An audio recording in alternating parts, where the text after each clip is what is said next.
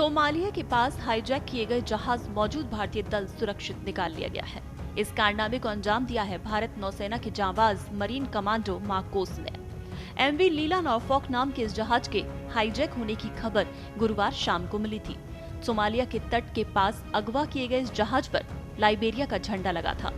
भारतीय नौसेना लगातार उस जहाज पर नजर रख रही थी और मौका मिलते ही मरीन कमांडो मार्कोस ने ऑपरेशन पूरा कर दिया। उत्तरी अरब सागर में अगवा किए गए एमवी लीला नॉरहॉक जहाज पर भारतीय नौसेना ने तेज एक्शन किया और जहाज पर सवार 15 भारतीयों सहित चालक दल के सभी 21 सदस्यों को सुरक्षित बाहर निकाल लिया। मार्कोस ने पूरे शिप पर तलाशी अभियान चलाया और इस दौरान उन्हें वहां कोई भी हाईजैकर नहीं मिला। दरअसल समुद्री लुटेरों ने उस शिप को अगवा करने की कोशिश की थी, लेकिन मुमकिन है कि जब भारतीय नौसेना ने युद्धपोत से शिप छोड़ने की कड़ी चेतावनी दी तो लुटेरे उसे छोड़कर भाग गए। ऐसे में अब आप लोग जानना चाहते हैं कि आखिर ये मार्कोस कमांडो क्या है, ये कौन सी फोर्स है और कैसे काम करती है। तो इन तमाम सवालों के जवाब हम आपको बताते हैं। मार्कोस की पूरी कहानी। दरअसल सेना की मरीन कमांडो इकाई को मार्कोस के नाम से जाना जाता है, जिसका आधिकारिक नाम मरीन कमांडो फोर्स है। ये भारतीय नौसेना की एक स्पेशल फोर्स यूनिट है। मूल रूप से मार्कोस को भारतीय समुद्री विशेष बल कहा जाता था।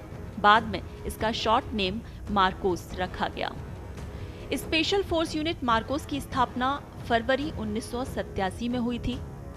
मार्कोस जो कि सभी प्रकार के वातावरण में काम करने में सक्षम है, समुद्र में, हवा में और जमीन पर, ये सभी जगह दुश्मन के लिए घातक साबित होते हैं। इस यूनिट ने धीरे धीरे अनुभव और व्यावसायिकता के लिए अंतर्राष्ट्रीय प्रतिष्ठा हासिल कर ली। मार्कोस नियमित रूप से झेलम नदी और वूलर झील में ऑपरेट करते हैं। ये झील जो कि 65 वर्ग किलोमीटर में फैली है। इस मीठे पानी की झील के जरिए मार्कोस जम्मू और कश्मीर में विशेष समुद्री और आतंकवाद विरोधी अभियान चलाते हैं। कुछ मार्कोस इकाइयां सशस्त्र बल विशेष अभियान प्रभाग का एक हिस्सा हैं। आपको बता दें 1955 में भारतीय सेना ने ब्रिटिश स्पेशल बोट सर्विस की सहायता से कोचीन में एक डाइविंग स्कूल की स्थापना की और विस्फोटक, निपटान, निकासी और साल्वेज डाइविंग जैसे लड़ाकू गोताखोर ने कौशल सिखाना शुरू किया।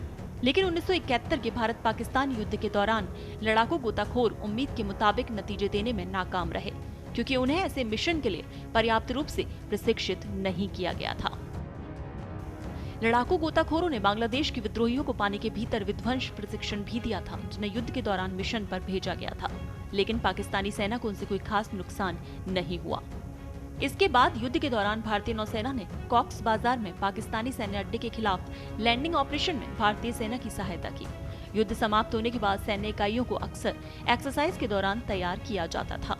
1983 में 340वीं सेना स्वतंत्र ब्रिगेड नामक भारतीय सेना के गठन को एक उभयचर हमला इकाई में परिवर्तित कर दिया गया था और बाद के वर्षों में संयुक्त हवाई उभयचर अभ्यासों की एक श्रृंखला आयोजित की गई थी।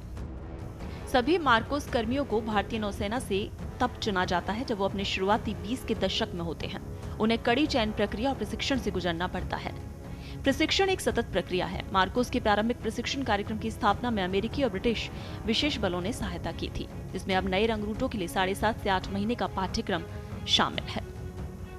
अधिकांश प्रशिक्षण INS अभिमन्यु पर आयोजित किया जाता है, जो कि मार्कोस का घरेलू बेस भी है।